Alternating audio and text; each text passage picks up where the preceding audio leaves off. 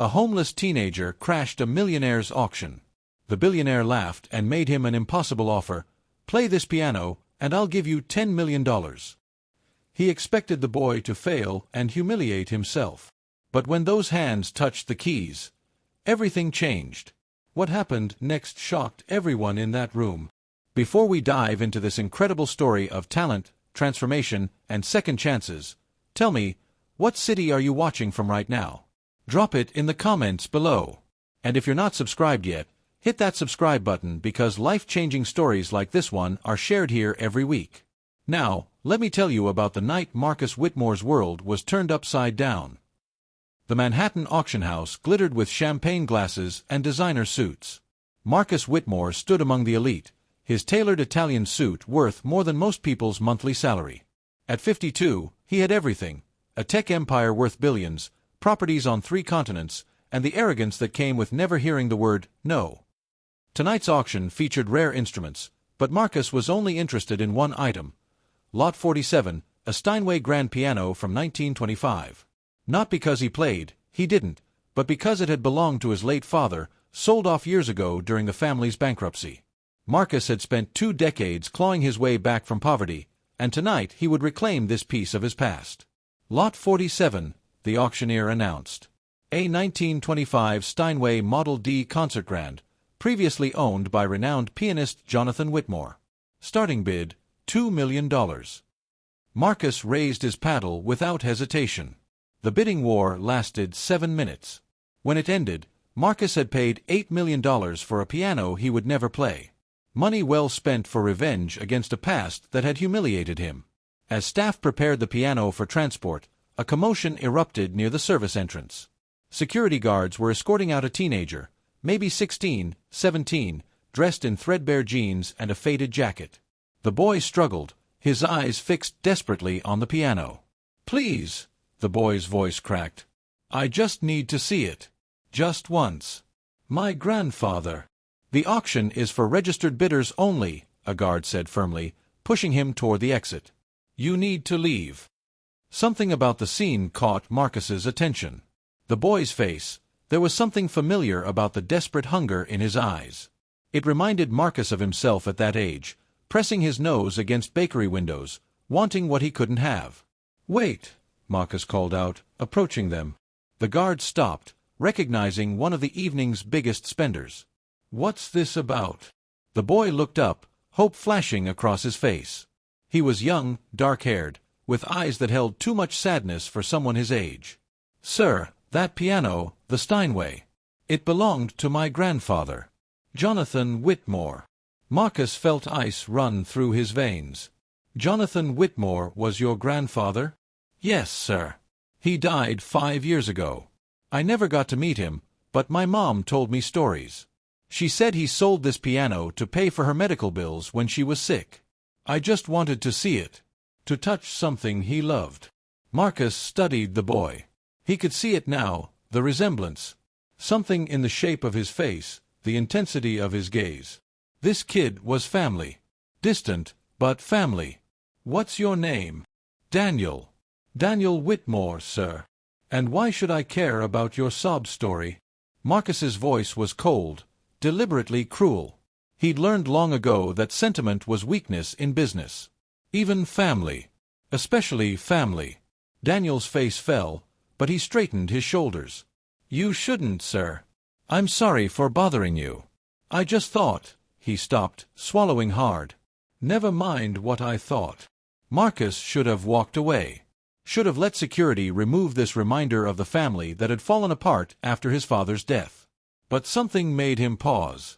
Maybe it was the champagne, or the nostalgia of owning his father's piano, or the ghost of who he used to be before money hardened him. "You play piano?" Marcus asked. "Yes, sir. My mom taught me before she died. She learned from my grandfather." "Your mother is dead."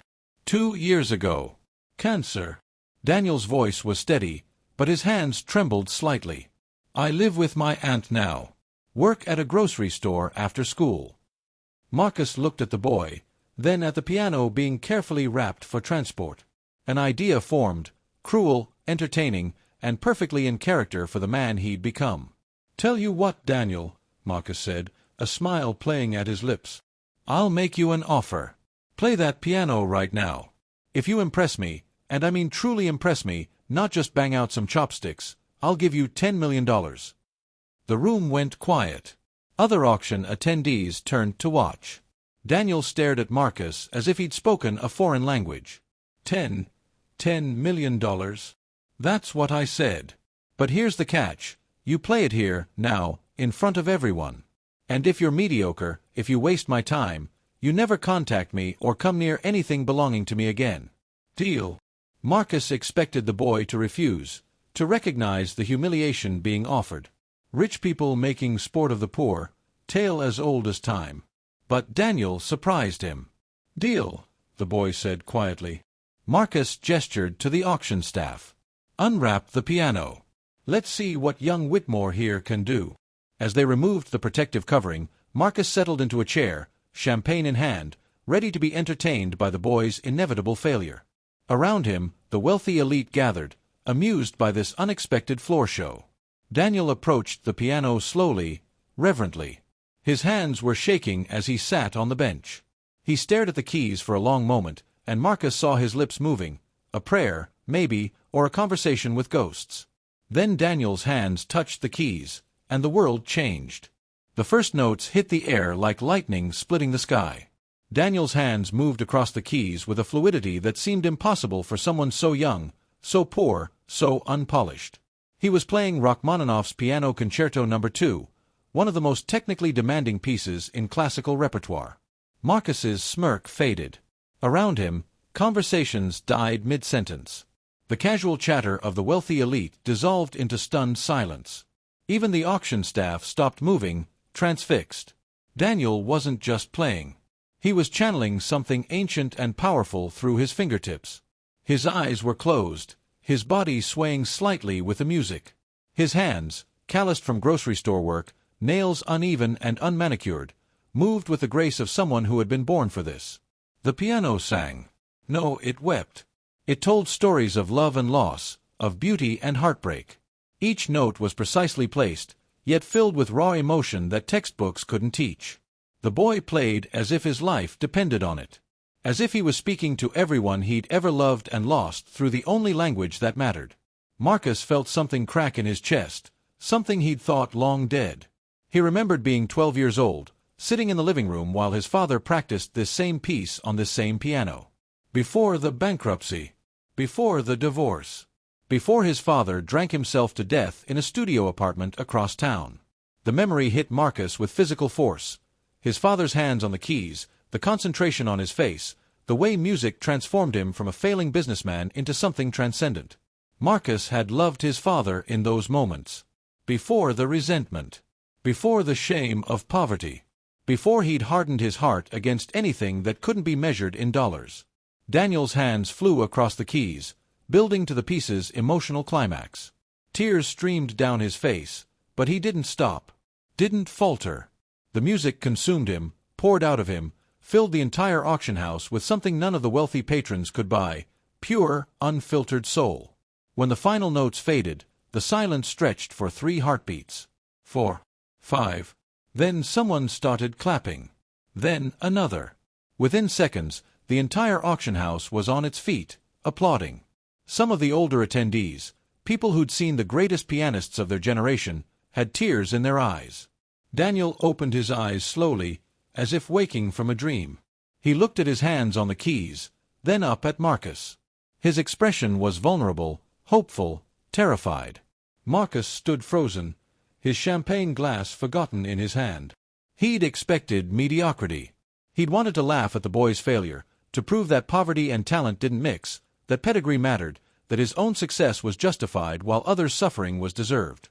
Instead, he'd witnessed something he couldn't deny: genius. Raw, untrained, heartbreaking genius. "Mr. Whitmore." Daniel's voice was small. Was that okay?" The auction house waited for Marcus's response. He could feel dozens of eyes on him, watching to see if the billionaire would honor his ridiculous promise. $10 million. He'd said it as a joke, as entertainment, never believing he'd actually have to pay. Marcus walked slowly to the piano. He looked down at Daniel, who was still sitting on the bench, his hands trembling on his lap. The boy looked up at him with his grandfather's eyes, Jonathan Whitmore's eyes, filled with hope and fear in equal measure. "Where did you learn to play like that?" Marcus asked, his voice hoarse. "My mom taught me the basics. But mostly I teach myself. YouTube videos. Library books. I practice on the piano at school during lunch, when nobody's using the music room."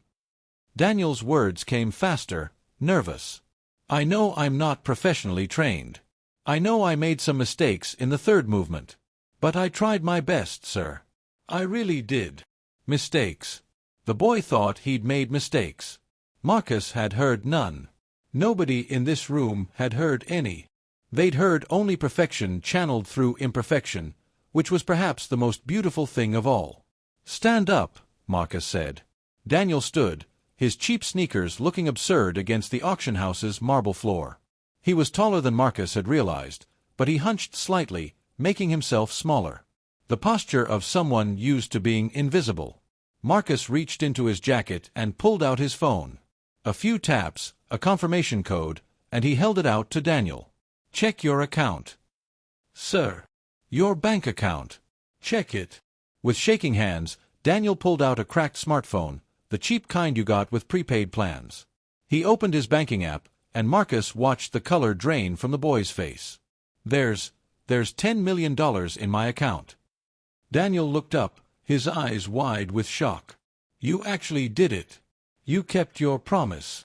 "I keep all my promises," Marcus said, though that was a lie. He broke promises daily in business. But something about this moment, this boy, this piano, it demanded truth. "You earned it." Daniel stared at the number on his screen. $10 million. For a boy who probably survived on minimum wage and whatever his aunt could spare, it was an incomprehensible sum. Life-changing. Generation-changing.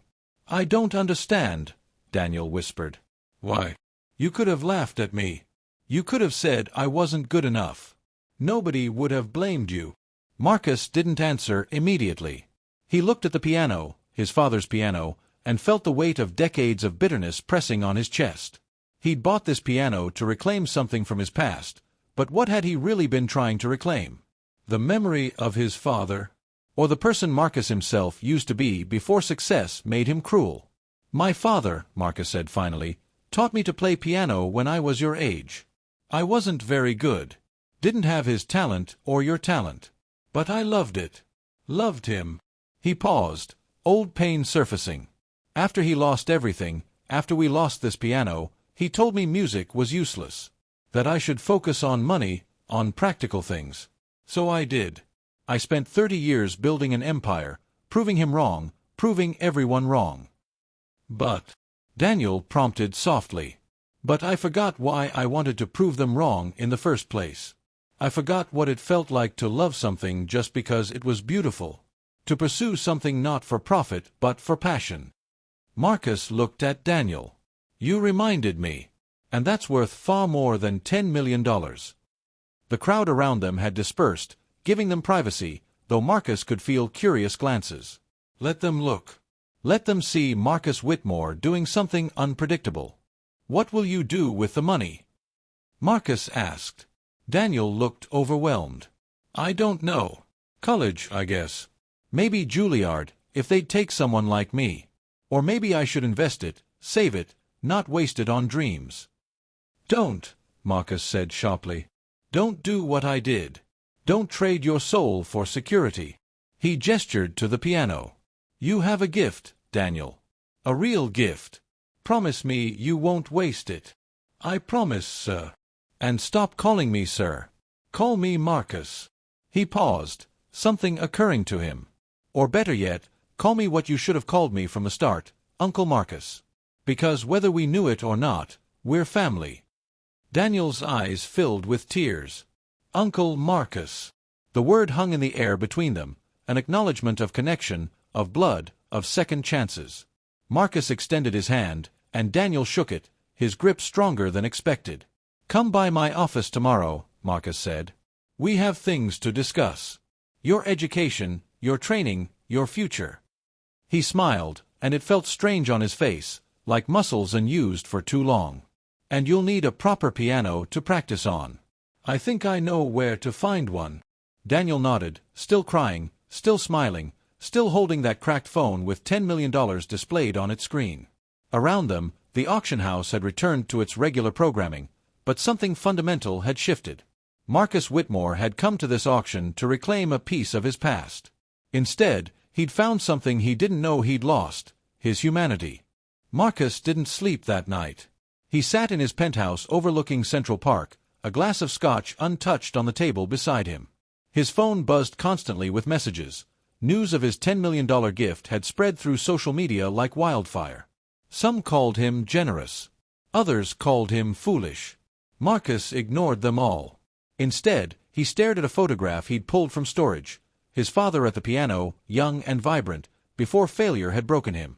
Jonathan Whitmore had died alone, bitter, convinced his talent had been wasted. He'd never known he had a grandson who'd inherited his gift. At 6 a.m., Marcus made a decision. He called his assistant. "Cancel everything today. Everything. Then book the conference room for 10 a.m.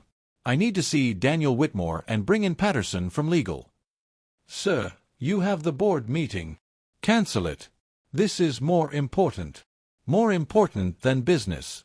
When was the last time Marcus had said those words? Daniel arrived at Marcus's office building at precisely 10 a.m., looking overwhelmed by the glass and steel tower. He'd worn what was probably his best outfit, khaki pants and a button-down shirt that didn't quite fit. Marcus remembered that feeling, being poor in a rich man's world. "Uncle Marcus," Daniel said hesitantly as Marcus greeted him personally in the lobby. Using the title clearly felt strange to the boy, but Marcus found he liked hearing it. "Come. We have much to discuss." In the conference room, Patterson waited with a stack of documents. The lawyer looked confused but professional. Marcus had built his empire on surprising people. His team was used to pivoting. "Daniel, sit." Marcus gestured to a chair. "I've been thinking about your future. $10 million is a good start, but it's not enough." "Not enough?" Daniel looked panicked. "Sir, Uncle Marcus, that's more money than I could spend in a lifetime. Not if you want to reach your potential." Marcus slid a folder across the table. "I've researched the best music conservatories in the world. Juilliard, Curtis, the Royal Academy in London. Any of them would be lucky to have you. But they're expensive, and you'll need more than tuition. You'll need living expenses, a piano, private instruction, networking opportunities." "I can't ask you for more." "You're not asking. I'm offering." Marcus leaned forward. "Here's what I propose. I establish a trust fund for your education and living expenses.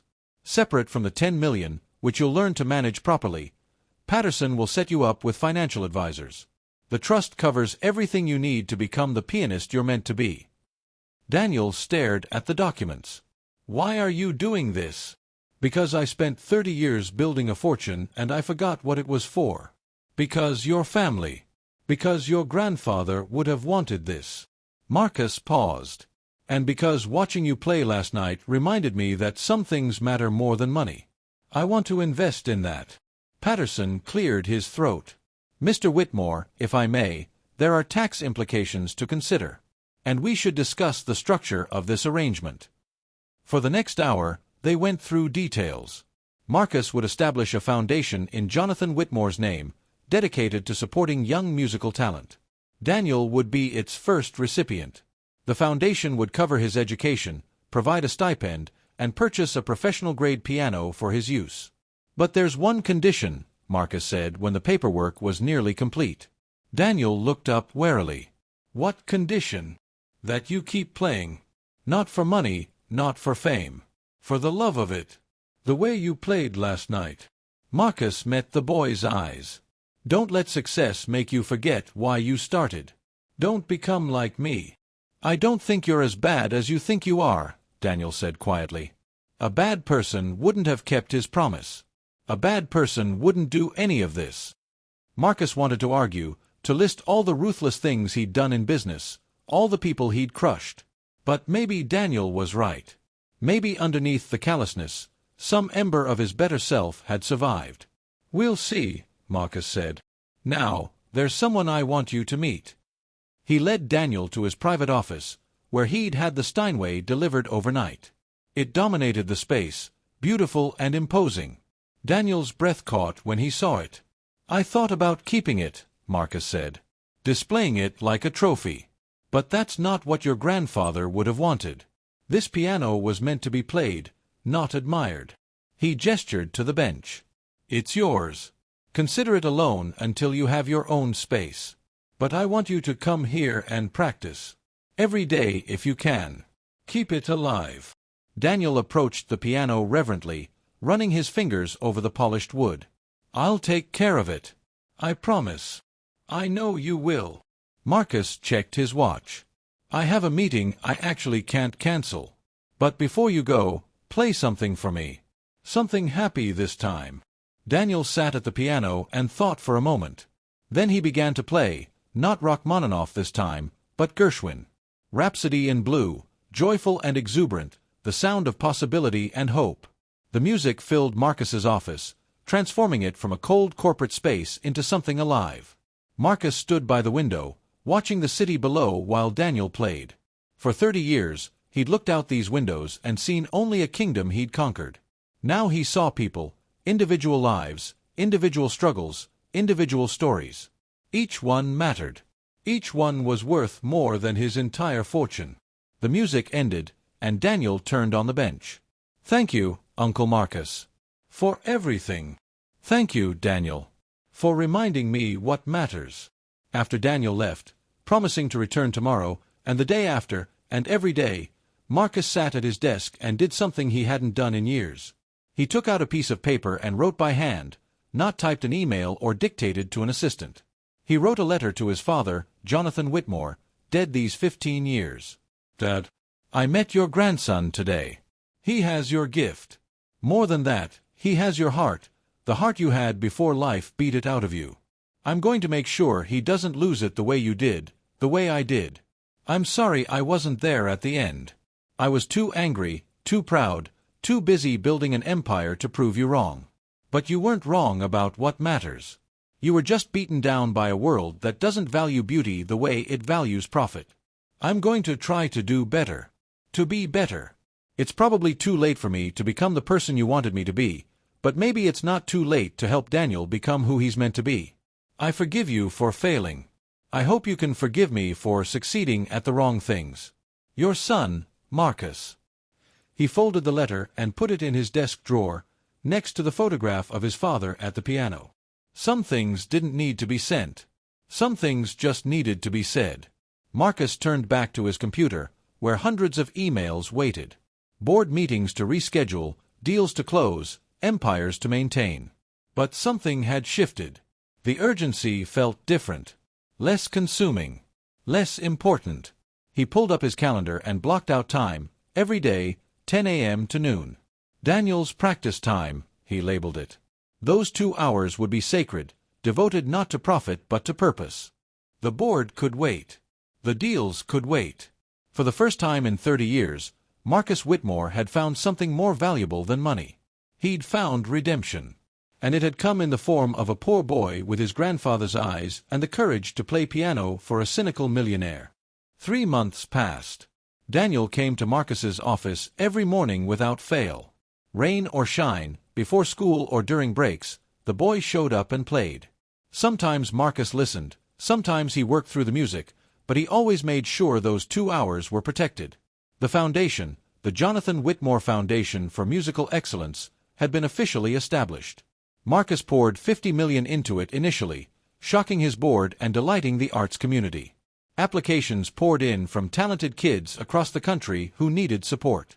But Daniel remained its heart. Marcus watched the boy transform week by week. Better nutrition showed in his face, which filled out and lost its hungry look. New clothes gave him confidence. But the biggest change was in his playing. With access to the Steinway Daily and online lessons from top instructors, Daniel's gift blossomed into something extraordinary. "Uncle Marcus," Daniel said one morning after finishing a Chopin nocturne, "can I ask you something?" Of course. Why did you really keep your promise that night? $10 million is a lot of money, even for you. You could have laughed it off, and nobody would have blamed you. Marcus considered the question. He'd asked himself the same thing dozens of times. Honestly, I don't know. Maybe I wanted to prove I wasn't completely heartless. Maybe I saw myself in you, the kid I used to be before I learned to care only about winning. He paused.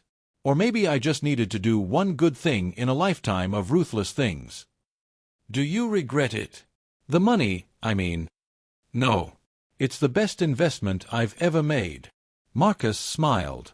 And I've made some very good investments. But you could have bought a yacht or another house or... I have 3 yachts and houses on 4 continents. What I didn't have was purpose beyond accumulation. You gave me that. Marcus stood and walked to the piano. My father loved music more than anything. More than business, more than money, probably more than me. I resented that for years. But watching you play his piano, I finally understand. Music isn't a luxury. It's essential. It's what makes us human.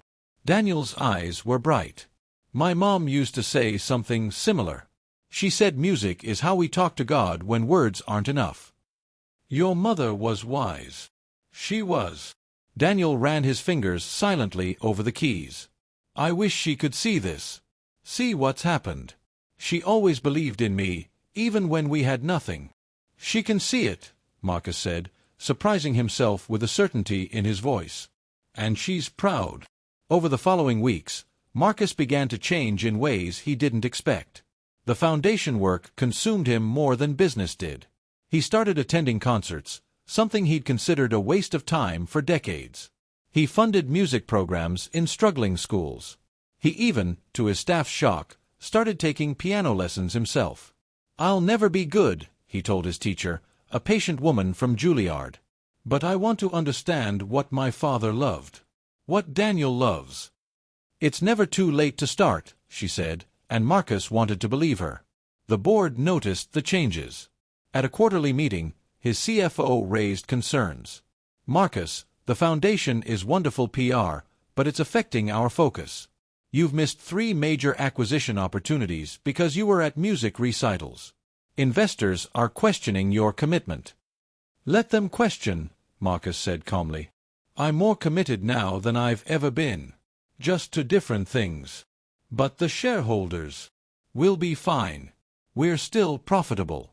Still growing. Just not at the same ruthless pace. Marcus looked around the boardroom at faces he'd worked with for years. I spent 3 decades building this company by sacrificing everything else. It's time to find balance. Balance doesn't build empires, Thomas, his VP, argued. No.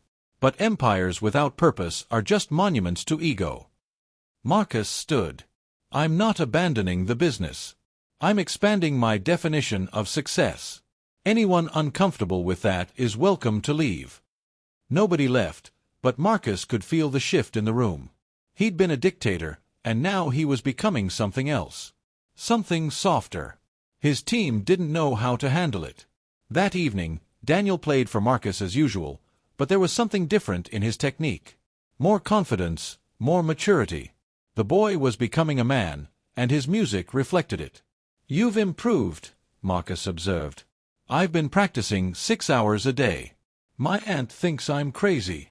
What does your aunt think about all this? The money, the foundation. Daniel's expression clouded. She's happy for me, but also scared. She keeps saying we should save the money, not spend it on dreams. She wants me to study something practical. And what do you want? I want to play piano for the rest of my life. I want to bring beauty into the world the way my grandfather did, the way my mother did. Daniel's voice was fierce. Is that naive? Should I be more practical? Marcus thought about his own life, all the practical decisions, all the safe choices, all the beauty sacrificed for security. No, he said finally. The world has enough practical people. It needs more dreamers who actually pursue their dreams. But what if I fail? What if I'm not good enough? Then you'll have tried. That's more than most people can say. Marcus met Daniel's eyes. "I've succeeded at everything I've attempted in business. And you know what? None of it matters as much as hearing you play that piano. Success without passion is just expensive boredom." Daniel smiled, then returned to playing. This time he chose something Marcus recognized, one of his father's compositions, a piece Jonathan had written years ago but never published. Marcus had found the sheet music in storage and given it to Daniel. Hearing his father's music played by his father's grandson on his father's piano, it was too much. Marcus felt tears on his face and didn't bother hiding them. Let them fall. Let this moment be what it was: redemption, connection, love. When the music ended, both sat in silence. Outside, the city rushed on, millions of people chasing their own versions of success. But in this office, in this moment, two people had found something more valuable: understanding. "Uncle Marcus," Daniel said quietly, "thank you. Not just for the money or the foundation. For believing in me. Nobody ever did before, except my mom." "I'll always believe in you," Marcus promised. "And I'll make sure you have everything you need to reach your potential. That's what family does." "Family," Daniel repeated, testing the word. "I like the sound of that." "So do I," Marcus said. "So do I." 6 months after that fateful night at the auction house, Daniel stood backstage at Juilliard, preparing for his audition. Marcus waited in the hallway, more nervous than he'd been for any business deal. They'd spent weeks preparing for this moment. Daniel had worked with the best teachers money could hire, practiced until his fingers ached, perfected his audition pieces to the point of obsession. But talent alone wasn't always enough at institutions like Juilliard. They wanted polish, pedigree, the right connections. Daniel had none of that. He had only his gift and Marcus's support. "You'll be fine," Marcus said, though he wasn't sure. "Just play the way you did that night. From the heart. What if they reject me?" Daniel's fear was raw on his face. "What if I'm not good enough? Then we find another path. There are other schools, other opportunities." Marcus gripped the boy's shoulder. "But Daniel, you are good enough. You're better than good enough. You're extraordinary." A door opened, and an administrator called Daniel's name. The boy took a deep breath, straightened his shoulders, and walked into the audition room. The door closed behind him, leaving Marcus alone in the hallway. For 15 agonizing minutes, Marcus paced. He checked his phone compulsively, though there were no messages that mattered. His empire could burn for all he cared in this moment. All that mattered was on the other side of that door. Then he heard it: music. Muffled by walls but unmistakable. Daniel was playing Liszt's La Campanella, one of the most technically demanding pieces in existence. The melody drifted through the door, each note perfect, passionate, alive. Other people in the hallway stopped to listen. Faculty members, prospective students, administrators, all frozen by the beauty pouring from that room.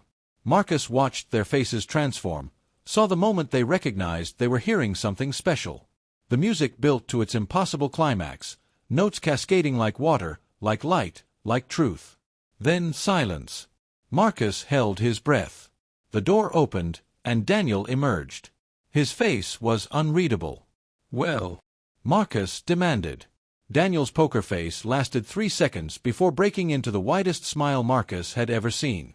"They said yes. They said yes. I'm in." Marcus did something he never did in public. He hugged the boy, held him tight, felt tears threatening again. "Of course they said yes. How could they say anything else? Dr. Chen wants to work with me personally. She said I have rare natural musicality. Me. She wants to work with me." Daniel was practically bouncing. "I start in the fall. Full scholarship plus living expenses from the foundation. Uncle Marcus, I'm going to Juilliard." They celebrated that night at an expensive restaurant Marcus had never found time to visit. Over steak and wine, sparkling cider for Daniel, they talked about the future. Daniel's classes, his practice schedule, his dreams of performing at Carnegie Hall someday. "You'll get there," Marcus said with certainty. "You'll play Carnegie Hall, the Kennedy Center, concert halls around the world." "I know it. Will you come? When I perform?" "Front row, every time." I promise. As dessert arrived, Daniel's expression turned serious. Uncle Marcus, can I tell you something? Something I've been thinking about. Anything. That night at the auction house, I know you meant it as a test. Maybe even as a joke. But you changed my life. Not just with the money, though that mattered. You saw me. You believed in me when I was nobody. Daniel's voice cracked. I want to do that for other people someday. I want to use music to give hope the way you gave me hope. Marcus felt something shift in his chest, the final ice melting from around his heart. Then we'll do it together. The foundation is just the beginning. We'll find every talented kid who needs a chance, and we'll give it to them. Really? Really? That's what this fortune is for. Not yachts or mansions or more zeros in my bank account. It's for this. For moments like tonight. For dreams becoming reality. They clinked glasses, wine and cider, and Marcus marveled at how much his life had changed in 6 months. He was still wealthy, still powerful, still CEO of his empire. But none of that defined him anymore. Now he was Uncle Marcus. Patron. Believer in dreams. Builder of futures instead of just fortunes. The next morning, Marcus called an emergency board meeting. His executives assembled warily, unsure what to expect from their transformed leader. I'm stepping down as CEO, Marcus announced without preamble. The room erupted. Thomas recovered first. You can't be serious. I'm completely serious. I'll retain my position as chairman and majority shareholder, but I'm done with day-to-day operations. I have other priorities now. Like babysitting a teenager. Thomas's contempt was obvious. Like changing lives. Like making a real difference. Like finally doing something that matters. Marcus looked around the table. I've spent 30 years building this company. It's time to build something else. Something better. The shareholders will never approve. The shareholders will do what I tell them. I still own controlling interest. Marcus's voice had the old steel in it. Marcus Chen will take over as CEO. I've already discussed it with him.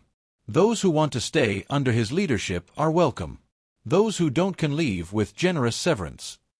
The meeting continued for another hour, but Marcus's mind was already elsewhere. He was thinking about the foundation, about Daniel's upcoming performances, about all the other talented kids waiting to be discovered. After the meeting, Marcus returned to his office where Daniel was practicing as usual. The boy had a key now, came and went freely. The office had become as much his as Marcus's. You're here early, Daniel said, finishing a scale. Had to make some changes. Big ones. Marcus sat in his usual chair. Play me something happy. Something that sounds like new beginnings. Daniel thought for a moment, then began Beethoven's Ode to Joy. The familiar melody filled the office, and Marcus closed his eyes, letting it wash over him. Joy. When had he last felt real joy?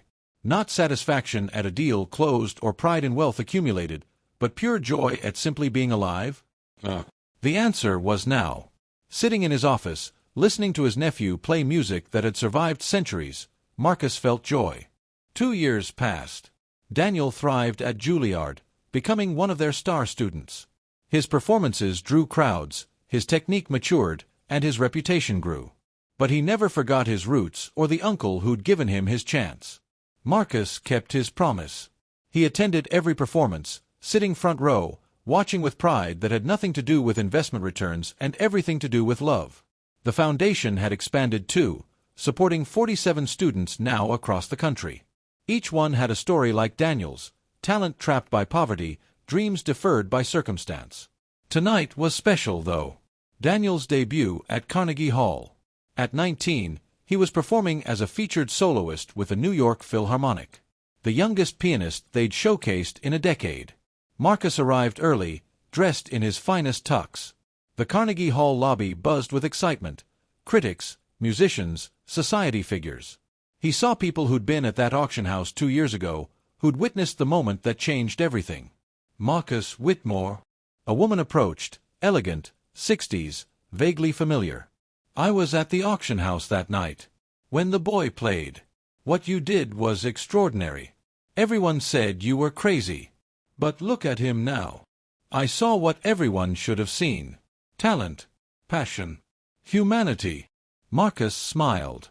I just had the means to do something about it. Well, you changed that boy's life. No, Marcus said quietly. He changed mine. The lights dimmed. Marcus made his way to the front row center. This wasn't just another performance. This was Daniel's arrival on the world stage. The orchestra assembled. The conductor took his position. Then Daniel walked out, and the audience erupted in applause.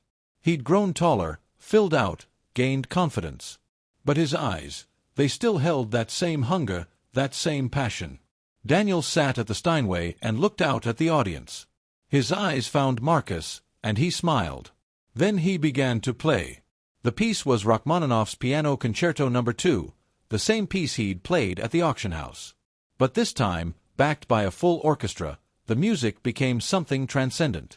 Daniel's fingers flew across the keys with impossible precision, his body swaying with the emotion. Marcus watched, mesmerized. This was what his father had sounded like in the old days, before bitterness had stolen his joy. This was what music was meant to be, the purest expression of human emotion. The first movement built to its passionate climax, and the audience was completely silent. The second movement began, slower, more melancholic. Daniel played with his eyes closed, lost in the music. Marcus felt tears on his face again. He'd cried more in the past 2 years than in the previous 30 combined. Daniel had broken something open in him, some wall he'd built around his heart. The third movement exploded with energy, Daniel's hands a blur across the keys. The orchestra swelled behind him, creating a dialogue that told a story without words. It spoke of struggle and triumph, of darkness and light. The final notes crashed through the hall. For 3 seconds, silence. Then the audience exploded to their feet, applauding, cheering, crying. Marcus stood with them, clapping until his hands hurt, watching Daniel take bow after bow. The conductor gestured for silence. Ladies and gentlemen, Daniel Whitmore will now perform an encore. An original composition dedicated to his family. Original composition. Daniel hadn't mentioned this. He spoke into the microphone. This piece is called Inheritance. It's about my grandfather, Jonathan Whitmore, who sold his beloved piano to save my mother's life. About my mother, who died teaching me to dream. And about my uncle, Marcus Whitmore, who proved that sometimes miracles happen when billionaires keep their promises. Laughter rippled through the audience. Daniel's fingers touched the keys, and a new melody emerged, haunting and hopeful, combining classical technique with modern sensibility. Marcus heard his father in it. Heard Daniel's mother. Heard himself, the old self and the new self. The music wove them all together, showing how broken people could heal. When it ended, the applause was unlike anything Marcus had heard before. The entire hall stood, recognizing they'd witnessed something special. Not just talent, but truth expressed through 88 keys. After the concert, Marcus met Daniel backstage. The young man was surrounded by people, but when he saw Marcus, he broke away and embraced him. Did you like it? The piece I wrote. It was perfect. Your grandfather would have been so proud. I'm so proud. I couldn't have done any of this without you. Yes, you could have. You had the talent. I just opened the door. A reporter pushed forward. Mr. Whitmore, is it true you gave Daniel $10 million on a bet? It wasn't a bet. It was a promise. He played, I paid. Simple as that. But why? Because sometimes we need to do the right thing just because it's right. Not because we have to, but because we can.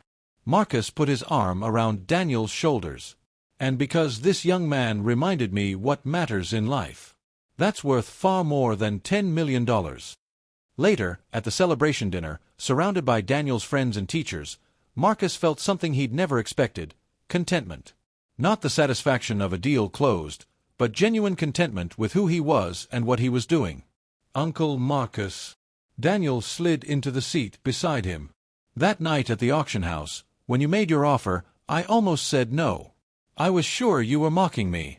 But I was desperate to touch my grandfather's piano one more time. So I said yes, even though I thought you'd humiliate me. I'm sorry I made you feel that way. Don't be. Because your offer, whether you meant it as a joke or not, it changed everything. It gave me hope when I had none. Daniel's eyes were bright. I want to spend my life doing that for other people. Using music to create those impossible moments. Then that's exactly what you'll do. And I'll help however I can.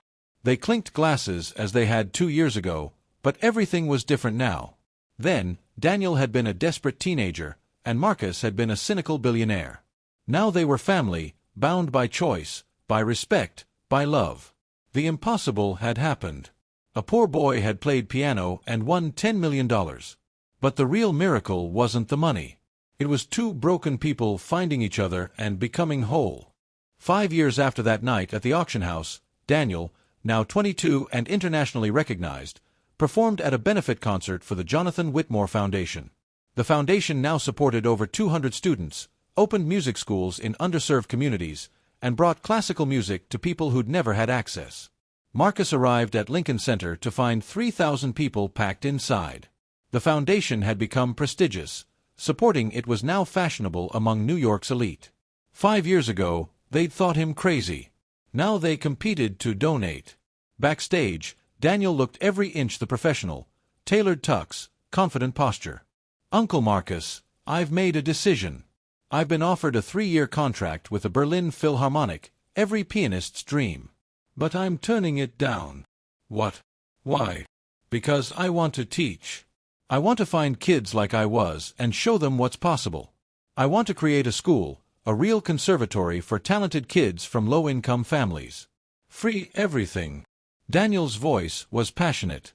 You showed me that leaving a legacy isn't about personal glory. It's about lifting others up. If you want to build this school, I'll fund it.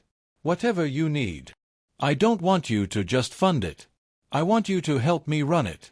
Co-founders. Partners. Let's build something beautiful. The concert was extraordinary. Daniel played Chopin, Liszt, and Rachmaninoff. The finale was Inheritance, still moving audiences to tears 5 years later. Daniel addressed the crowd. 5 years ago, a cynical billionaire made me an impossible offer. He didn't believe I could do it, but I played, and he kept his promise. More than that, he became family. Tonight, I'm announcing the Whitmore Academy of Music, a tuition-free conservatory for talented students from low-income backgrounds. Because talent shouldn't be a privilege. It should be a right. The crowd erupted. Marcus stood, his heart full. This was his legacy, not billions or companies, but music, hope, changed lives. Later, reporters asked, "Mr. Whitmore, do you ever regret giving Daniel that money?" It was the smartest investment I ever made. I gained a purpose, a family, my humanity back. That's worth infinitely more than $10 million. That night, sitting in the empty Lincoln Center, Daniel asked, "What changed that first night?" "You played. In 30 seconds, you destroyed every assumption I'd built my life on. You showed me that genius exists everywhere, that poverty is circumstance, not character." Marcus looked at the empty stage. "You humbled me. You saved me." They sat in comfortable silence, understanding something fundamental, that the impossible becomes possible when someone cares enough to try. When a billionaire keeps an absurd promise. When a poor boy dares to play piano. When cynicism gives way to hope. 10 years after that fateful night, Marcus stood at the opening ceremony of the Whitmore Academy of Music in the Bronx. The state-of-the-art facility had cost $75 million. 300 students attended, ages 8 to 18, all from low-income families, all with extraordinary talent. Daniel, now 27 and the Academy's director, still performed internationally but spent most time teaching and mentoring. "Ready?" Daniel asked. "As ready as I'll ever be." At 62, Marcus had fully retired from business, devoting everything to the foundation and academy. Marcus addressed the crowd. 10 years ago, I made a promise to a poor kid. I meant it as a test, maybe entertainment. But that boy played like his life depended on it. He won my attention, my respect, and my heart. He reminded me that talent doesn't care about tax brackets. Marcus gestured to Daniel. These 300 students are his legacy and mine. They represent everything good that happens when we invest in people instead of portfolios. Daniel took the microphone. What changed my life wasn't the money. It was being seen, being valued, being told my dreams mattered. That's what we're doing here. Students performed. Maria, a 12-year-old violinist from Guatemala playing Vivaldi. Jamal, a 14-year-old self-taught pianist performing his own jazz composition. Lynn, a 16-year-old cellist whose parents had forbidden music, playing Bach. Each student had a story. Each had been told their dreams were impossible. Each found the academy and was told, "Your dreams are valid, you matter." Parents approached Marcus in tears. "This academy saved my son's life. You showed my daughter her dreams matter." Later, Daniel led Marcus to a quiet room where Jonathan Whitmore's Steinway sat, the piano that started everything. "It belongs here, where your father's legacy can continue through these students." Marcus ran his fingers over the polished wood. Full circle. Not quite. Daniel sat at the piano. "I want to play something with you. A duet your father wrote." They played together, Daniel's part complex, Marcus's simple but essential. Their hands moved across the keys, creating something neither could create alone. Marcus stumbled, but Daniel adjusted, making his mistakes part of the music. "That's the point," Daniel said. "We all need help. That's what family does. Playing the music together." A reporter asked, "You've spent over 200 million. Money well spent." Marcus looked at the students. "Every penny. I made billions in business. None of it meant anything. These kids, this music, this hope, this is what wealth is for. Not accumulation, but transformation." As evening fell, Marcus stood on the terrace with Daniel, watching students leave with instruments, laughing, dreaming, believing. "If you hadn't made that offer, where would I be?" Daniel asked. "You saved my life, Uncle Marcus. And you saved mine. We saved each other." Below them, students carried their dreams into the night. Each one a promise kept, a life changed, a miracle in progress. Marcus thought back to the cynical man he'd been, empty despite his wealth. He'd laughed at a poor boy's desperation, never imagining that boy would be his salvation. But the impossible had happened. The poor boy had surprised him and taught him the most valuable lesson, that true wealth isn't measured in dollars. It's measured in lives touched, dreams realized, and love given freely. As night fell, music drifted from the academy's windows, students practicing, composing, creating. The sound carried on the wind, a reminder that beauty could bloom anywhere, that miracles happened every day, and that sometimes all it took was one person brave enough to believe. Marcus closed his eyes and listened, grateful for the journey, grateful most of all for the poor boy who'd taught a rich man how to be wealthy. The end.